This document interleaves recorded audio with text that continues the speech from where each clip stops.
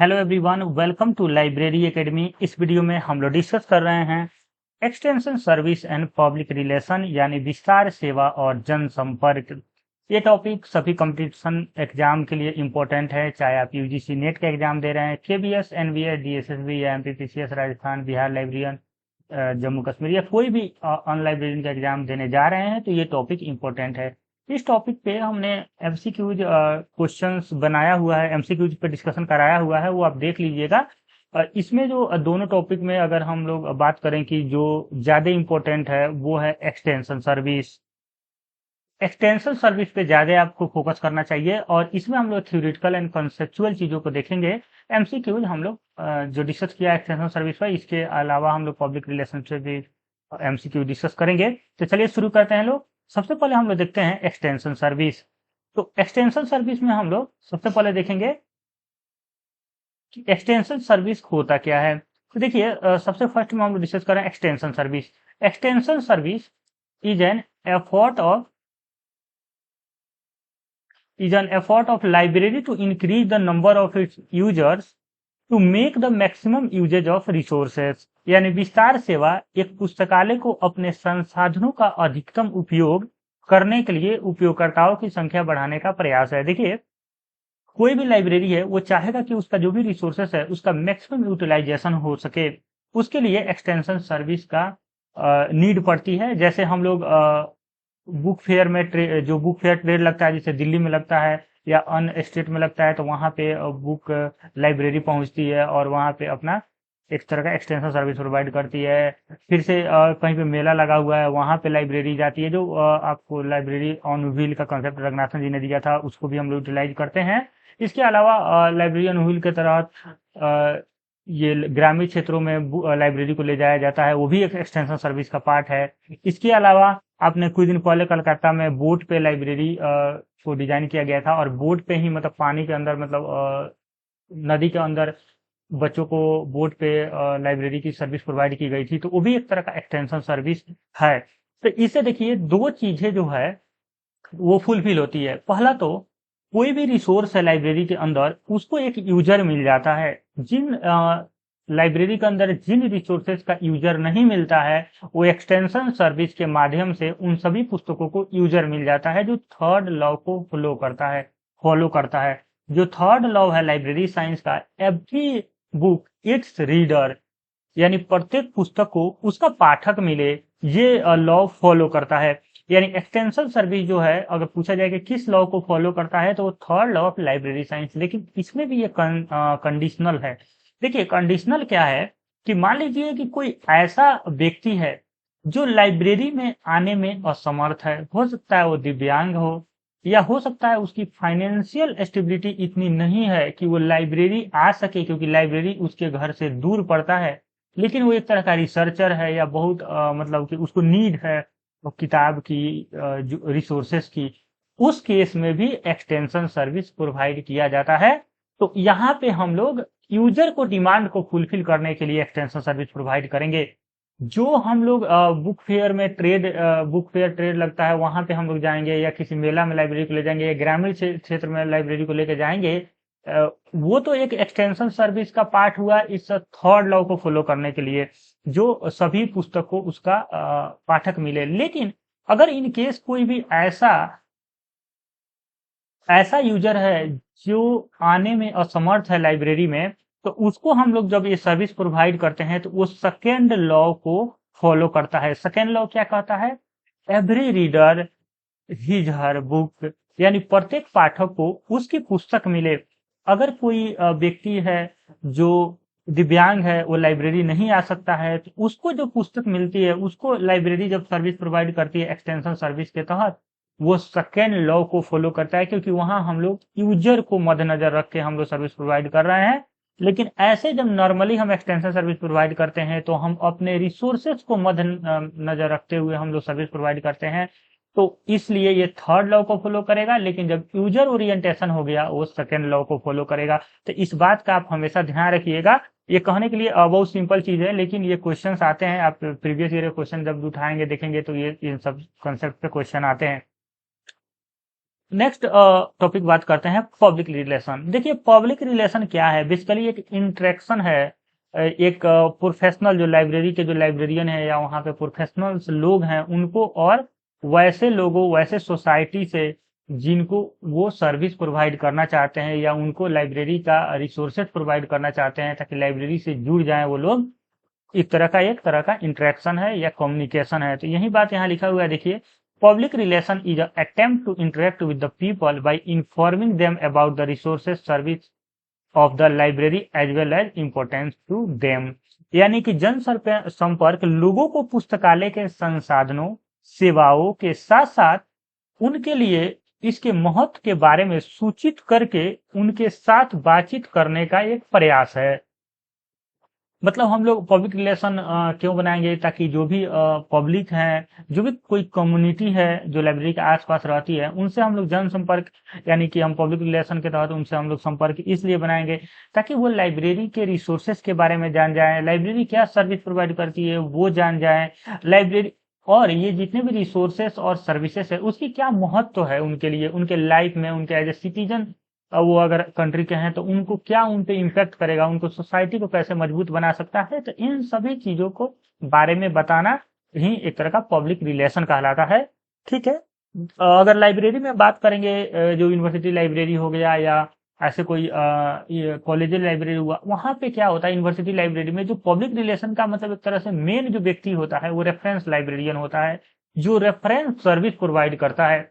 तो जो reference librarian होता है वो एक तरह का लीडिंग पर्सन होता है टुवर्ड द पब्लिक रिलेशन, यानी पीआर के लिए वही एक रेस्पॉन्सिबल पर्सन होता है। तो हो सकता है आपसे पूछा जा सके कि यूनिवर्सिटी स्तर पे जो पब्लिक रिलेशन स्थापित करने का जो मेन दायित्व जो होता है, जो रेस्पॉन्सिबिलिटी होता है, उन किस पे मेन होता है, तो वो रेफरेंस लाइब्रेरियन पे मेन होता है। तो ये दोनों मतलब और हम लोग डिटेल में एक्सटेंशन सर्विस और पब्लिक रिलेशन को आगे देखेंगे, लेकिन बस मैं अभी भूमिका आपको बना रहा हूँ कि इस टॉपिक में करना क्या है, कहता क्या है टॉपिक, कैसे आप इन टॉपिक को अच्छे से समझ सकते हैं।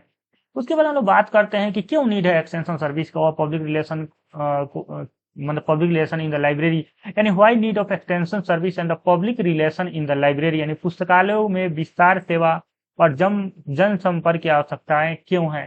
तो बेसिकली देखिए कोई भी लाइब्रेरी के अंदर जो हम लोग लाइब्रेरी सब्जेक्ट पढ़ते हैं उसके अंदर कोई भी अगर आपको क्वेश्चन आए ना, व्हाई ये चीज हम क्यों करेंगे, तो आपको लाइब्रेरी साइंस का जो 5 रूल है उस पे जाना चाहिए। अगर वो रूल के अंदर वो चीज आती है तो हमें करना चाहिए। तो देखिएगा फर्स्ट ऑफ लाइब्रेरी साइंस कहती है बुक आर फॉर यूज, पुस्तकें उपयोग के लिए है पहली चीज। तो पुस्तकें उपयोग के लिए, तो पुस्तकों का उपयोग कैसे होगा, अ, कैसे होगा, एक्सटेंशन सर्विस के तहत पुस्तकों के उपयोग को बढ़ाया जा सकता है। इसके अलावा पब्लिक रिलेशन स्थापित करके हम लोग पुस्तकों का उपयोग बढ़ा सकते हैं। जो भी कम्युनिटी समुदाय या पब्लिक नहीं आ रही है उनसे जन संपर्क करके उनसे पब्लिक रिलेशन उनको इसका इम्पोर्टेंस बताकर हम लोग लाइब्रेरी, ये पब्लिक लाइब्रेरी के लिए ज्यादा जो पब्लिक रिलेशन होता है ये ज्यादातर पब्लिक लाइब्रेरी के लिए ज्यादा इम्पोर्टेंस होता है और उसी के लिए ये हम लोग बात कर रहे हैं। तो ये जो फर्स्ट लॉ है इसके अकॉर्डिंग हमें ये सर्विस प्रोवाइड करना चाहिए। तो यही कारण है कि हम लोग एक्सटेंसिव सर्विस और पब्लिक रिलेशन के तरफ मूव करते हैं।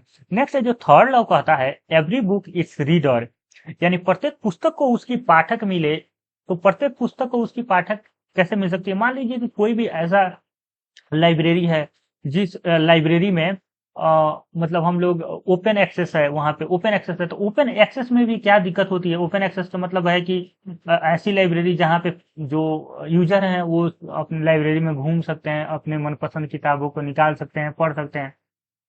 लेकिन यूजर के लिए क्या दिक्कत होती है कि यूजर जो होता है पहले ही से प्री डिटरमाइन होके आता है कि हमको क्या पढ़ना है क्या नहीं पढ़ना है।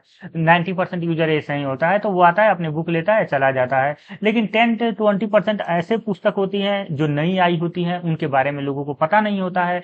तो उस केस में अगर हम लोग ये एक्सटेंशन सर्विस प्रोवाइड करेंगे और पब्लिक रिलेशन बना के उसके इम्पोर्टेंस के बारे में बताएंगे तो लोग उस बुक को भी इशू कराएंगे, पढ़ेंगे। चार्जिंग डिस्चार्जिंग का जो कंसेप्ट आता है कि इशू कराना और मतलब कि रिटर्न करना, तो इसलिए इशू कराएंगे और उसको पढ़ेंगे। तो ये भी एक तरह का अच्छा मेथड होगा। थर्ड जो है लॉ क्या कहता है, second law of library science जो कहता है कि every reader his her book, यानी प्रत्येक पाठक को उसकी पुस्तक मिले। तो इस केस में जो दिव्यांग लोग हैं, दिव्यांग लोग हैं, उनके लिए भी ये मस्ट हो जाता है कि उनको एक्सटेंशन सर्विस प्रोवाइड किया जाए, क्योंकि वो आने में अनेबल हैं वो नहीं आ सकते हैं, एबल नहीं है लाइब्रेरी के अंदर वो नहीं आ सकते, इस वजह से उनको एक्सटेंशन सर्विस प्रोवाइड किया जाए। तो ये भी एक कारण है। सेकेंड लॉ भी इसके लिए एक रेस्पॉन्सिबल की पॉइंट हो जाएगा कि first law, second law and third law, तीनों लॉ के वजह से इसको फुलफिल करने के लिए हमें extension service and public relation स्थापित करना लाइब्रेरी के अंदर बहुत जरूरी है, और एक्सटेंशन सर्विस प्रोवाइड करना बहुत जरूरी है। तो आई थिंक आपको समझ में आ गया होगा कि why need of extension service and public relation in the library. Next point है, कुछ और हम लोग इसके बारे में और बात करेंगे इससे रिलेटेड। देखिए, और मैं कुछ पॉइंट लिख रखा है आप लोगों के लिए। But their book can not move to the user, मतलब वही लिखा हूं कि ये सर्विस हम लोग प्रोवाइड करना चाहते हैं, फर्स्ट लॉ और सेकेंड लॉ को फॉलो करना चाहते हैं, इसके अलावा हम लोग थर्ड लॉ को भी फॉलो करना चाहते हैं। तो वो उस केस में हम बुक को तो मूव नहीं करा सकते। Therefore the effort should be the part of the library itself to bring the book to the doorstep of the user। इसकी कारण कि पुस्तकें जो होता है उपयोगकर्ताओं के दरवाजे तक पहुंचने के लिए प्रयास पुस्तकालय की ओर से करना होगा। इसीलिए हम लोग एक्सटेंशन सर्विस प्रोवाइड करते हैं। नेक्स्ट है डॉक्टर रंगनाथन, इस बारे में क्या कहते हैं। Doctor Ranganathan is a favour of adopting the shop analogy by the library to implement the law of library science. यानी इसमें ये भी कहते हैं कि जो पुस्तकालय के नियम है उसको लागू करने के लिए पुस्तकालय द्वारा दुकान सादृश्य को अपनाने के पक्ष में थे वो। मतलब कि कहीं भी जैसे मेला लग रही है तो वहां अपने लाइब्रेरी को कुछ पुस्तकें ले जाएं और वहां पे स्टॉल लगाएं, और वहां पे हम लोग स्टॉल लगा के क्या कर सकते हैं, वहीं पे इशू कर सकते हैं बुक को। कोई भी पर्सन है उसके हम लोग आइडेंटिटी कार्ड ले लेंगे, उसका एड्रेस वगैरह ये सब ले लेंगे, और पुस्तक उसको वहीं पे इशू कर देंगे, और दुकान की तरह हम लोग लगा देंगे स्टॉल टाइप से, जो कि हम लोग बोल सकते हैं कि लाइब्रेरी ऑन व्हील का कंसेप्ट यहाँ पे अप्लाई हो रहा है। और लेकिन हम लोग क्या करेंगे, रिटर्निंग के लिए हम लोग बोलेंगे उनसे कि आप रिटर्निंग करने के लिए आप मेला में नहीं आएंगे, आपको रिटर्निंग जाकर लाइब्रेरी में करना होगा। तो इससे क्या फायदा होगा, वो व्यक्ति कभी लाइब्रेरी में नहीं आया होगा तो फिर वो लाइब्रेरी में आने लगेगा, और आएगा तो लाइब्रेरी को देखेगा, लाइब्रेरी को समझेगा। तो उसमें से कुछ यूजर ऐसे होंगे जो लाइब्रेरी से अटैच हो जाएंगे, यानी लाइब्रेरी से जुड़ जाएंगे, और लाइब्रेरी से जुड़ जाने के कारण वो लाइब्रेरी आने लगेंगे। तो हमारा जो मेन मुद्दा है कि हम कैसे लाइब्रेरी के अंदर यूजर को लाएं, अपने रिसोर्सेज को मैक्सिमम यूटिलाइज करें, ये चीजें सक्सेसफुल हो जाएगी। नेक्स्ट पॉइंट है, the most suitable method in a public relation extension service of the library to reach all people in a community. यानी समुदाय के सभी लोगों तक पहुंचने के लिए पुस्तकालयों की जनसंपर्क और विस्तार सेवाएं सबसे उपयुक्त तरीका है। वही बात ये मैंने लिखा है कि कम्युनिटी के पीपल हैं उन तक पहुंचने के लिए पब्लिक रिलेशन और एक्सटेंशन सर्विस जरूरी है। नेक्स्ट पॉइंट है कि विभिन्न कार्यक्रमों, जो भी मतलब कार्यक्रम करना चाहते हैं आप, और उचित योजना के माध्यम से विस्तार सेवाएं अधिकतम लोगों तक पहुंचाने का एक तरह का प्रयास है, जबकि जनसंपर्क लोगों को पुस्तकालय के संसाधन और सेवाओं के साथ उनके लिए महत्व के बारे में सूचित करने की उनके साथ बातचीत करने का एक प्रयास है। आई थिंक आप समझ गए होंगे ये पॉइंट। तो ये था बेसिक फंडामेंटल जो मैं इस टॉपिक से पहले समरी देना चाहता था। अब हम लोग बात करेंगे एक्सटेंशन सर्विस की। तो एक्सटेंशन सर्विस का हम लोग डिटेल में बात करेंगे। एक्सटेंशन सर्विस बेसिकली आप समझ चुके होंगे कि लाइब्रेरी के सर्विस को लाइब्रेरी के बाहर जो हम लोग सर्विस प्रोवाइड करना चाहते हैं उसी को हम एक्सटेंशन सर्विस कहते हैं। इसके लिए रंगनाथन जी कहते हैं कि library are nowadays developing certain new type of work, मतलब developed certain new type of work which addition to their bring directly educative और recreational lead also publicity as an important secondary product. These activities are named as the extension service of the libraries। यानी रंगनाथन जी कहते हैं पुस्तकालय आजकल कुछ नए प्रकार के कार्य विकसित कर रहे हैं जो प्रत्यक्ष रूप से शिक्षाप्रद या मनोरंजक होने के अलावा एक महत्वपूर्ण माध्यमिक उत्पादन के रूप में प्रचार कर रहे हैं। इन गतिविधियों को ही हम लोग पुस्तकालयों के विस्तार सेवा के नाम देते हैं। इसके बाद कृष्ण कुमार कहते हैं कि an extension service aim to converting non reader into the reader। ये आपको एक क्वेश्चन पूछा जा सकता है, ध्यान रखिएगा कि ये किसका स्टेटमेंट है कि extension service aim at converting non reader into reader, यानी कि वैसे लोग जो नॉन रीडर थे, नॉन यूजर थे लाइब्रेरी का, उनको भी हम लोग यूजर और रीडर में कन्वर्ट कर देते हैं। ये एक्सटेंशन सर्विस के माध्यम से ये पॉसिबल हो पाता है। It's create the desire of good reading. This is done by bringing book and reader together. यानी कृष्ण कुमार के अनुसार एक विस्तार सेवा का लक्ष्य गैर पाठकों को पाठकों में परिवर्तन करना है। यह अच्छे पढ़ने की इच्छा पैदा करता है और ये पुस्तकों और पाठकों को उनके साथ लाकर एक साथ करता है। तो यहाँ पे हिंदी में मिस्टेकिंग है, तो इस बात को आप समझ लीजिएगा। नोट में मैंने वही लिखा है कि extension service follow the third law of library science, every book it's reader. लेकिन एक्सटेंशन सर्विस का जो दिव्यांग को सर्विस प्रोवाइड किया जा रहा है वो second law of library science होगा। इस बात का आप ध्यान रखेंगे। उसके बाद हम लोग कुछ और पॉइंट को डिस्कस करते हैं। देखिए, extension service is the provision of library material and service outside of the library regular service centre और आउटलेट। यानी विस्तार सेवा पुस्तकालयों के नियमित सेवा केंद्र या आउटलेट के बाहर पुस्तकालय सामग्री और सेवाओं का प्रदान है, एक तरह के प्रावधान है। And the second point, it is defined as the activity that undertaken to reach the general public in addition to the registered member of the library so that they are aware of the library service and book stock. यानी कि इसे उन गतिविधियों के रूप में भी परिभाषित किया जाता है जो पुस्तकालयों के पंजीकृत उद्देश्यों के अलावा आम जनता तक पहुंचने के लिए की जाती है ताकि वे पुस्तकालय सेवाओं और पुस्तक भंडार से अवगत हो सकें। नेक्स्ट पॉइंट है it is mean to turn the non user of information into regular user. मतलब मैंने भी डिस्कस अभी किया था कि नॉन रीडर यानी non user to the regular user के रूप में कन्वर्ट करना भी एक तरह का एक्सटेंशन सर्विस का मेन एम होता है। And it is way to reach out to the people in the locality by lecture, reading circle, film show, book display, exhibition etc। यानी इन सब माध्यम से हम एक्सटेंशन सर्विस प्रोवाइड करते हैं, जिसे हम लेक्चर देते हैं लोकल जगह पे जाके, रीडिंग सर्किल हम डेवलप करते हैं, और फिल्म शो के दौरान बुक डिस्प्ले करते हैं लोग, एग्जीबिशन लगाते हैं लोग। कुछ मेन ऑब्जेक्टिव है जो एक्सटेंशन सर्विस के, उसके बारे में हम लोग बात करेंगे। The main objective of the extension service are it is the attempt to turn library into the social centre that encourages reading. यानी ये पुस्तकालयों का एक सामाजिक केंद्र के में बदलने का प्रयास है जो पढ़ने को प्रोत्साहित करते हैं। बेसिकली इसका मेन ऑब्जेक्टिव यही है कि हम पुस्तकालय को एक सामाजिक केंद्र के तौर पर डेवलप करें और जिससे लोगों में पढ़ने की जो हैबिट है, पढ़ने में प्रोत्साहित करने में मदद कर सके।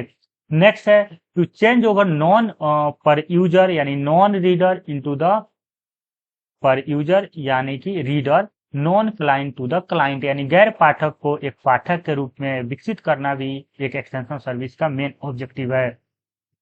नेक्स्ट पॉइंट है to create desire for good reading and bring to the book and reader together. यानी ये अच्छे पढ़ने की आदत पैदा करे, इच्छा पैदा करे और पुस्तक और पाठक को एक साथ लाके खड़ा करे, यानी वो एक साथ हो जाए, एक तरह से ये डेवलप करें। नेक्स्ट है it's make maximum uses of library resources. ये भी हमारा मेन ऑब्जेक्टिव होता है कि हम लोग अपने रिसोर्सेस का मैक्सिमम यूटिलाइजेशन कैसे कर सके एक सोसाइटी को बिल्डअप करने के लिए। नेक्स्ट है फेसेट ऑफ एक्सटेंशन सर्विस यानी विस्तार सेवाओं के पहलू। क्या किन किन पहलुओं पे हमें ध्यान देना होगा अगर हम एक्सटेंशन सर्विस प्रोवाइड करना चाहते हैं। तो ये जो फेसेट है यानी कि पहलू जो है ये हम लोग के सिलेबस में है, इसलिए मैंने इसके बारे में पूरा डिटेल लिखा है। तो देखिएगा, to perform the extension service effectively the following facet in the term of infrastructure, equipment, skilled staff are needed. यानी विस्तार सेवाओं को प्रभावी ढंग से निष्पादित करने के लिए बुनियादी ढांचे, उपकरण, कुशल कर्मचारी आदि निम्नलिखित पहलुओं की आवश्यकताएं हैं। कुछ पहलू का आवश्यकताएं जैसे हैं execute any extension service proper planning by considering all the concerned aspect in a necessary inadequate at any part may fail the whole program। यानी किसी भी विस्तार सेवा को क्रियान्वित करने के लिए सभी संबंधित पहलुओं पर विचार करके उचित योजना बनाने की आवश्यकता होती है। किसी भी हिस्से में अगर अपर्याप्त पूरे कार्यक्रम को विफल कर सकता है। तो पहले तो हम लोगों को जो एक्सटेंशन सर्विस अगर हम प्रोवाइड करना चाहते हैं तो हमारे पास गुड प्लानिंग होना चाहिए और सभी एक्सपेक्टेड को हम लोग जो भी पहलू होंगे उस पर हम लोग जो भी मतलब नेसेसरी एस्पेक्ट्स होंगे उसको हम लोग को प्रॉपर प्लानिंग करके चलना होगा। नेक्स्ट है all the extension service must to encourage people to use of library and its make the maximum utilization of library resources for development of society। यानी कि किसी भी विस्तार सेवा को क्रियान्वित करने के लिए सभी संबंधित पहलुओं पर विचार करके उचित योजना बनाने की आवश्यकता होती है। हिस्से किसी भी हिस्से में अगर हम लोग पास कार्यक्रम को विफल कर सकते हैं अगर किसी हिस्सा में अगर प्रॉब्लम आ गई तो। नेक्स्ट है the library should have lecture hall. हमारे लाइब्रेरी के पास लेक्चर हॉल होना चाहिए, जो अगर हम कम्युनिटी को बुला रहे हैं तो उनको प्रॉपर लेक्चर दे पाए। एग्जीबिशन लॉबी होना चाहिए, कॉन्फ्रेंस रूम होना चाहिए और ऑर्गेनाइज वर्कशॉप होना चाहिए। डिबेट्स होने की संभावनाएं हो तो डिबेट्स हमें कराना चाहिए और music concern and social and culture program करने की हमारे पास क्षमता होनी चाहिए। नेक्स्ट है the library should have the multimedia projector. हमारे पास मल्टीमीडिया प्रोजेक्टर होना चाहिए, ऑडियो विजुअल इक्विपमेंट होना चाहिए, slide film projector, mic and recording facility are required in the library. ये सभी हमारे पास फैसिलिटी होगा तब हम एक्सटेंशन सर्विस को अच्छे तरीके से मॉनिटर कर पाएंगे, अच्छे तरीके से प्रोवाइड कर पाएंगे। नेक्स्ट पॉइंट है the librarian had other library staff should be able to stabilize good public relation in a community. यानी पुस्तकालयाध्यक्ष और अन्य पुस्तकालय कर्मचारी को समुदाय में अच्छे जनसंपर्क स्थापित करने में सक्षम होने चाहिए। नेक्स्ट पॉइंट है coordinating and cooperation among the staff member is also important element of the successful execution of the extension service. यानी विस्तार सेवा के सफल निष्पादन के लिए स्टाफ सदस्यों के बीच समन्वय और सहयोग भी एक महत्वपूर्ण तत्व है। तो इसलिए ये सभी पॉइंट अगर आप एज ए लाइब्रेरियन बनते हैं तो इन सभी पॉइंट को आप ध्यान में रख के ही एक्सटेंशन सर्विस प्रोवाइड करने के लिए सोचेंगे। उसके बाद क्या क्या प्रोग्राम है, जो प्रोग्राम ऑफ एक्सटेंशन सर्विस, किस किस प्रोग्राम के तहत हम एक्सटेंशन सर्विस प्रोवाइड करते हैं, इसके लिए रंगनाथन जी ने कुछ प्रोग्राम बताए हैं, उसी को मैंने दिया हुआ है, यहाँ पे लिखा हुआ है। Doctor Ranganathan has give the following technique और programme to provide library extension service. यानी डॉक्टर रंगनाथन ने पुस्तकालय विस्तार सेवाएं प्रदान करने के लिए निम्नलिखित तकनीक और कार्यक्रम दिए हैं, जो निम्नलिखित है। पहला है रीडिंग टू इलिटरेट, यानी कि निरक्षरों को पढ़ाने का प्रयास करना, ये एक तरह का एक्सटेंशन सर्विस के प्रोग्राम में शामिल है। नेक्स्ट है translation of manuscripts and local language. ऐसे हमारे पास डॉक्यूमेंट है जो लोकल लैंग्वेज में ट्रांसलेशन नहीं है तो उसको हम लोग को लोकल लैंग्वेज में ट्रांसलेशन करना चाहिए ताकि वहाँ के कम्युनिटी, वहाँ के लोग इसको अच्छे से समझ पाए। रीडिंग सर्किल हमें डेवलप करना चाहिए। उसके बाद library talk and public lecture होना चाहिए। लाइब्रेरी एग्जीबिशन यानी पुस्तकालय प्रदर्शनियां लगनी चाहिए। उसके बाद स्टोरी आवर, कहानियां सुनाने की एक आवर होना चाहिए एवरी वीक में, ताकि वहाँ के आसपास के कम्युनिटी के लोग या बच्चे आकर उस चीज को सुने सीखे। उसके बाद फेस्टिवल एंड फेयर, त्योहारों और मेलों के समय हमें एग्जीबिशन लगाना चाहिए और अपने लाइब्रेरी को एक्सटेंशन सर्विस वहाँ पे प्रोवाइड करना चाहिए। Display of new and topical book, मैंने अभी आपको बताया भी था पहले कि जो हम लोग को वो नई बुक जो लोगों को नहीं पता होती है उसको हम लोग को डिस्प्ले करना चाहिए ताकि लोग उससे जुड़ सकें। मोबाइल सर्विस, आजकल मोबाइल सर्विस के थ्रू हम लोग सर्विस प्रोवाइड कर सकते हैं। एंड क्विज प्रोग्राम और सेलिब्रेशन ऑफ बुक वीक, मतलब कि जैसे कि आपको पता है कि नेशनल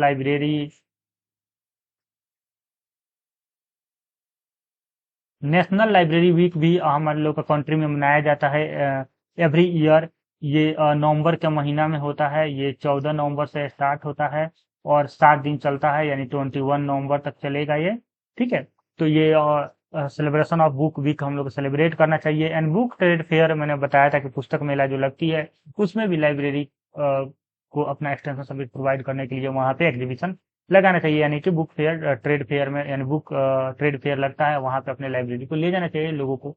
वहाँ पे बैठने का जगह हो, लोग पढ़ सके वहाँ पे और उसके बाद वहाँ से ही बुक इशू करा सके और रिटर्न करने के लिए लाइब्रेरी के अंदर आकर रिटर्न करे, जिससे वो लाइब्रेरी में आने के हैबिचुअल हो जाए। बहुत सारे आसपास आपके लाइब्रेरी होगा, आपने देखा होगा, आपके सिटी में होगा अगर आप सिटी से बिलोंग करते हैं, लेकिन उस लाइब्रेरी में आप कभी नहीं गए होंगे। लेकिन आपको एक बार कोई फ्रेंड लेके चला गया ना जबरदस्ती कि चलो इस लाइब्रेरी में, फिर आप वहाँ पे दोबारा जाने लगते हैं। ये चीज आप बहुत लोग गौर किए होंगे। लेकिन पहली बार जाने में कि पता नहीं किधर है, कैसे जाना है, क्या है उसमें क्या, तो पहली बार हेजिटेशन होता है, दूसरी बार हेजिटेशन होता है, उसके बाद लोग जाने लगते हैं। तो इसलिए लोगों को इस तरह से हम लोग लाइब्रेरी के अंदर ला सकते हैं और यूजर को बढ़ा सकते हैं ताकि हमारे रिसोर्सेज का मैक्सिमम यूटिलाइजेशन हो सके।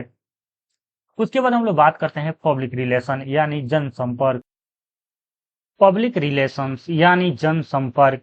Public relation is a attempt to interact with people by informing them about the resources and service of library as well as important to them। यानी जन संपर्क सेवा लोगों को पुस्तकालयों के संसाधन और सेवाओं के साथ साथ उनके लिए महत्व के बारे में सूचित करके उनके साथ साथ बातचीत करने का प्रयास है। रंगनाथन जी इस पे कहते हैं, well consider publicity is a necessary for the public library as for a commercial firm in order that the public may know of existence and of the various service that is offered। यानी रंगनाथन जी कहते हैं, सार्वजनिक पुस्तकालयों के लिए सुविचार प्रचार उतना ही आवश्यक है जितना कि एक वाणिज्य फर्म यानी एक कंपनी के लिए है। यानी जो कंपनियां अपने प्रोडक्ट सेल करने के लिए मार्केटिंग का यूज करती है और उस पब्लिसिटी गेन करने के लिए उसका वो प्रचार करती है, उसी तरह लाइब्रेरी को भी ये आवश्यकता है। सार्वजनिक पुस्तकालय के लिए बात मैं कर रहा हूँ, पब्लिक लाइब्रेरी के लिए, ये पुस्तकालयों के लिए भी उतना ही ये सुनिश्चित करना जरूरी है कि प्रचार करना चाहिए उनको, ताकि जनता को इसके अस्तित्व, इसके महत्व और उसके द्वारा प्रदान की जाने वाले विभिन्न सेवाओं के बारे में पता चल सके। तो ये डॉक्टर एस आर रंगनाथन जी कहते हैं कि पुस्तकालयों को ये कंपनी की तरह ही सोचना चाहिए, उसका प्रचार प्रसार करना चाहिए, जिससे लोगों को उसकी एग्जिस्टेंस, उसकी महत्व और उसमें क्या क्या मिलता है, क्या क्या रिसोर्सेस है, इसके बारे में पता चल सके। नेक्स्ट पॉइंट है, the main responsibility of the public relation in a library of the reference librarian. ये यूनिवर्सिटी लाइब्रेरी के मैं केस में बात कर रहा हूँ। यहाँ पे अगर आप नोट्स बना रहे हैं तो यूनिवर्सिटी लाइब्रेरी लिख लीजिएगा, यूनिवर्सिटी लाइब्रेरी। तो यूनिवर्सिटी लाइब्रेरी के केस में एक रेफरेंस लाइब्रेरियन का मेन दायित्व है, पब्लिक रिलेशन का जो मेन दायित्व है, एक संदर्भ पुस्तकालयाध्यक्ष यानी रेफरेंस लाइब्रेरियन का ये काम है। Role of reference librarian as a public relations. तो देख लीजिएगा, मैंने एक पॉइंट लिखा है यहाँ पे कि reference librarian act as a intermediate between user with the source of information the library provide to user. Reference librarian as a PR officer, यानी पीआर ऑफिसर मतलब public relation officer, try to attach the attention of user through the provision of information. यानी कि आप एक reference librarian को public relation officer कह सकते हैं। इनका मेन काम ये है, इनके द्वारा उपयोगकर्ताओं को, जो यूजर हैं, उनको जो भी जानकारी चाहिए, जो भी स्रोत चाहिए, ये उनको प्रोवाइड करेंगे। इन्हीं के माध्यम से सारे काम हो पाएंगे और इनको जनसंपर्क अधिकारी के रूप में भी हम लोग इंगित करते हैं। मेन पॉइंट है, नेक्स्ट पॉइंट है, sorry, the main objective of library public relation program are. मतलब कि मेन ऑब्जेक्टिव क्या है, तो पहला ऑब्जेक्टिव है टू क्रिएट लाइब्रेरी कॉन्शियसनेस। यानी कॉन्शियसनेस मतलब कि उसके बीच में चेतना पैदा करना, among the people of the community, यानी समुदाय के लोगों में पुस्तकालय चेतना पैदा करना, पुस्तकालय के बारे में जो पॉजिटिव जो उसका एस्पेक्ट है उसको रखना पब्लिक के सामने। नेक्स्ट है to spotlight the existence of the library where they are located, what they contain and identify the service they can render to help people to their informal self education. देखिए, हमारे समाज में दो तरह की एजुकेशन होती है। एक होती है फॉर्मल एजुकेशन, इस बात को ध्यान रखिएगा। दूसरा होता है इनफॉर्मल एजुकेशन। जो फॉर्मल एजुकेशन होता है, ये पॉइंट आया है इसलिए मैं इसको समझा रहा हूं, तो आप ये पॉइंट समझ पाएंगे।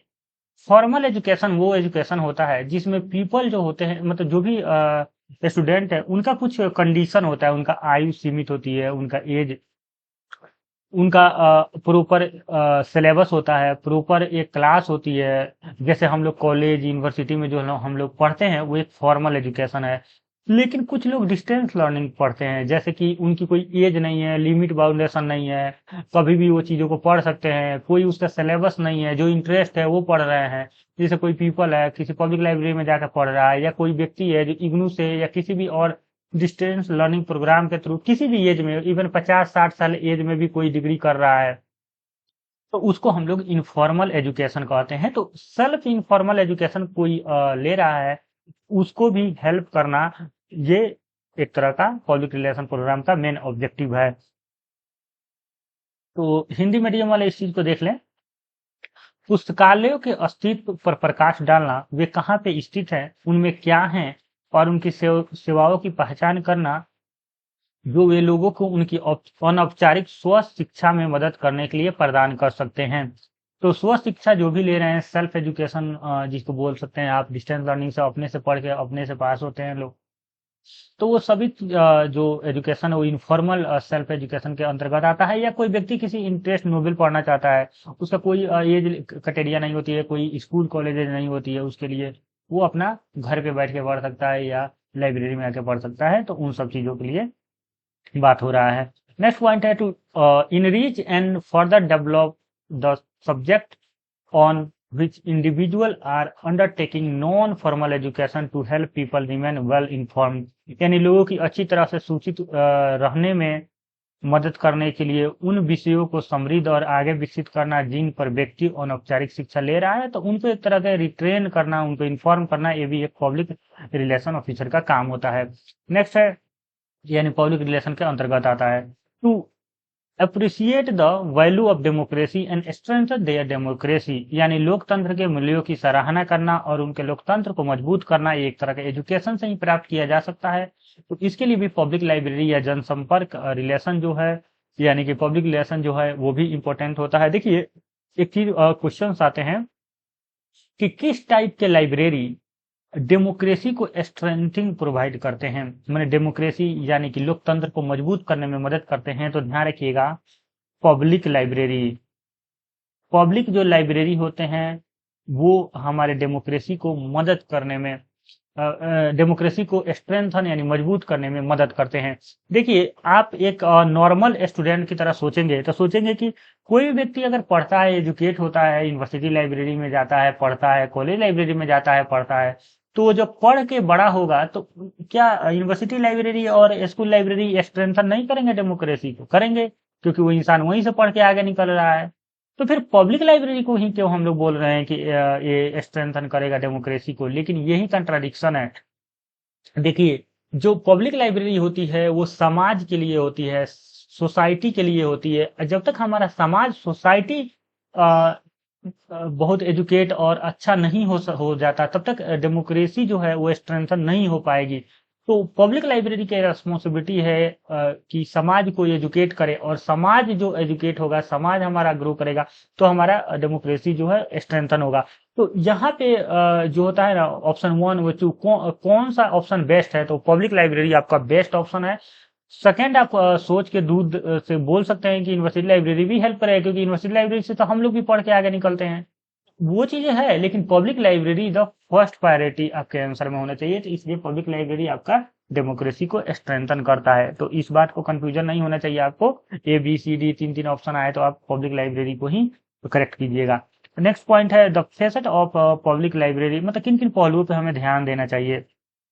तो देखिए पब्लिक रिलेशन और library is actually marketing the library, मतलब कि ये पब्लिक रिलेशन क्या है? एक तरह का मार्केटिंग है। जैसे एक मार्केटिंग का बंदा आता है आपके पास और कोई चीज सेल करता है, आप देखे होंगे कोई भी प्रोडक्ट कोई मतलब कि एक प्रोडक्ट मैनेजर होता है जो कि अपने एक एम्प्लॉय को भेजता है आपको प्रोडक्ट के बारे में, उसके पॉजिटिव चीजें बताने के लिए, आपको क्या यूजेज है, कि वो सेल कर पाए। उसी तरह एक लाइब्रेरी के पब्लिक रिलेशन जो आदमी है उसका भी यही काम है कि वो अपने लाइब्रेरी के सर्विस रिसोर्सेज के बारे में आपको बता रहा है। तो एक तरह का वो मार्केटिंग ऑफ द लाइब्रेरी के अंतर्गत आ जाएगा। तो इसको हम लोग बोल सकते हैं मार्केटिंग ऑफ द लाइब्रेरी। इस बात का ध्यान रखिएगा। द फेसेट और basic element of the public relation and marketing are almost the same, यानी कि जो पहलू है पब्लिक रिलेशन और मार्केटिंग का लगभग सेम है। पहला, overview of public wishes and aspiration, यानी कि जनता की इच्छाओं और आकांक्षाओं का अवलोकन करना कि जनता क्या चाहती है, क्या पढ़ना चाहती है। मान लीजिए कि कोई सोसाइटी में आपको लाइब्रेरियन बना कर भेज दिया गया है एग्जाम्पल के तौर पे, और वहाँ पे ज्यादातर ट्राइब्स कम्युनिटी है और आप वहाँ इंग्लिश लेकर पहुंच गए, इंग्लिश सारे कंटेंट आपके इंग्लिश में पहुंच गए, तो क्या फायदे। वो लोग उसको नहीं समझेंगे। अगर इंग्लिश कुछ लोग जानते होंगे तो वो समझेंगे, बाकी वो अपना लोकल लैंग्वेज की चीजों को समझेंगे। तो पहले आपको जानना होगा कि वो चाहते क्या है, वो उनकी इच्छा क्या है, वो क्या मतलब पढ़ सकते हैं। उसी से रिलेटेड आपको कंटेंट प्रोवाइड करना होगा, रिसोर्सेज प्रोवाइड करना होगा। उसी तरह कंपनियां करती है। कंपनी को अगर पता है कि कोई प्रोडक्ट, अगर साबुन अगर वो 100 रुपये में बनाएगी, तो उसका सेल बहुत लिमिटेड लोगों तक पहुंचेगी। लेकिन वो 10 रुपये के बनाएगी तो उसकी सेल अनलिमिटेड लोगों तक पहुंचेगी। तो ये आम जनता तक पहुंचने के लिए वो एक तरह का मार्केटिंग करती है। उसी तरह आपको भी थिंकिंग करना होगा कि यहाँ पे हमारे जो रिसोर्सेस है, वो किस तरह के रिसोर्सेस को लोगों को पसंद आएगी, कैसे लोग हैं, क्या इन्वायरमेंट है यहाँ का, क्या यहाँ पे नीड है, किस चीज से लोग जुड़े हुए हैं। मान लीजिए कोई बहुत ज्यादा एग्रीकल्चर का वहाँ पे समाज है, बहुत सभी लोग एग्रीकल्चर से जुड़े हुए हैं, और आप साइंस एंड टेक्नोलॉजी का बुक लाकर रख दीजिए। हो सकता है किसी का इंटरेस्ट नहीं तो कोई कोई पढ़ ले, लेकिन वो आपको इनरिलेवेंट होगा एक तरह का।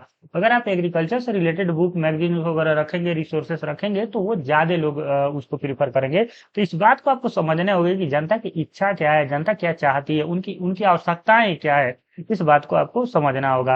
उसके बाद planning to increase the user of the library, और उसके बाद आपको लाइब्रेरी की उपयोगिताओं को बढ़ाने के लिए उपयोगकर्ता यानी यूजर को बढ़ाने की योजना बनानी चाहिए। Promotion of the library product, library product क्या हो सकता है, लाइब्रेरी सर्विसेज जो होती है वो सभी लाइब्रेरी प्रोडक्ट के तौर पे जाने जाती है। तो जितने भी सर्विसेज रिसोर्सेस है वो सभी लाइब्रेरी का एक प्रोडक्ट है, उसका प्रचार करना होगा। प्रमोशन द लाइब्रेरी, पुस्तकालयों को बढ़ावा देना होगा। Web marketing of the library, यानी लाइब्रेरी को डिजिटल करना होगा ताकि लोग घर बैठे या कहीं पे भी बैठे लाइब्रेरी को एक्सेस कर पाए, उससे उसके रिसोर्सेज को एक्सेस कर पाए। नेक्स्ट है main program of the public relation, क्या इसका मेन प्रोग्राम, अब क्या कौन कौन से प्रोग्राम के तहत आप पब्लिक रिलेशन स्थापित कर सकते हैं जनता और लाइब्रेरी के बीच में, कौन सी ऐसे प्रोग्राम है जिसके तहत आप कर सकते हैं। तो ये चीज है, जैसे प्रेस के माध्यम से हम कर सकते हैं, न्यूज शीट के माध्यम से कर सकते हैं, लाइब्रेरी बुलेटिन के माध्यम से कर सकते हैं, विंडो डिस्प्ले के माध्यम से कर सकते हैं, लाइब्रेरी के बाहर शीशे के अंदर जो भी ये चीज हम डिस्प्ले करना चाहते हैं कर सकते हैं, रेडियो के माध्यम से कर सकते हैं, पोस्टर सटवा सकते हैं, और पर्सनल टॉक, और जा जाके हम सोसाइटी में जा जाके मतलब किसी अगर मान लीजिए कि एग्जाम्पल के तौर पे पटना के ही शहर की हम लोग बात करें, तो या दिल्ली कोई भी शहर आप ले लीजिए, तो एक किसी सोसाइटी में हम लोग चले गए और वहाँ पे कुछ लोगों को जनसंपर्क स्थापित किए, पर्सनल टॉक किए कि ये जी लाइब्रेरी में है, आप आइए और अच्छी चीज़ है। फिर दूसरे दिन किसी और सोसाइटी में चले गए, तो इस तरह से आप कर सकते हैं। लाइब्रेरी सर्वे के माध्यम से आप इस चीज को मतलब कि पब्लिक रिलेशन प्रोग्राम को स्थापित कर सकते हैं। तो ये था इंपॉर्टेंट, जो इस टॉपिक से रिलेटेड जितने भी मुझे पॉइंट लगा वो मैंने डिस्कस किया। अगर आपको कोई भी डाउट हो इससे रिलेटेड तो आप हमें कमेंट बॉक्स में कमेंट कर सकते हैं, और कोई क्वेश्चन हो इस टॉपिक से रिलेटेड तो आप हमसे पूछ सकते हैं। थैंक यू फॉर वॉचिंग, मिलते हैं नेक्स्ट वीडियो में नए टॉपिक के साथ। और आप लोग अपना प्रिपरेशन स्टार्ट रखिए, जो भी लोग लाइब्रेरी साइंस से जुड़े हैं, होपलेस होने की कोई जरूरत नहीं है पहली चीज, क्योंकि आने वाले समय में बहुत सारी वैकेंसी आपको देखने को मिलेगी। अभी जो लोग एमलिस करके यूजीसी नेट किए होंगे उनके लिए कितना वैकेंसी होगा, पहला तो राजस्थान वाला आ गया, दिल्ली यूनिवर्सिटी वाला आ गया, एमपीपीसीएस वाला आ गया, तो ये तीन तो आपको ये आ गया। बिहार में अभी इंजीनियरिंग का जो आने वाला है वो भी आ जाएगा। तो बहुत सारे वैकेंसी आपको आने वाला समय में, ईआरएमएस का भी है, बहुत वैकेंसी आपको देखने को मिलेगी। तो आप प्रिपरेशन करते रहिए, और उन सभी पार्ट को भी आप तैयार करते रहिए जो लाइब्रेरी साइंस से अलावा है, जैसे मैथमेटिक्स, रीजनिंग, जो जो जहाँ पे मतलब जो सिलेबस है उसके अकॉर्डिंग आप प्रिपरेशन करिए, आप सक्सेस जरूर होंगे। थैंक यू फॉर वॉचिंग, मिलते हैं नेक्स्ट वीडियो में नए टॉपिक के साथ।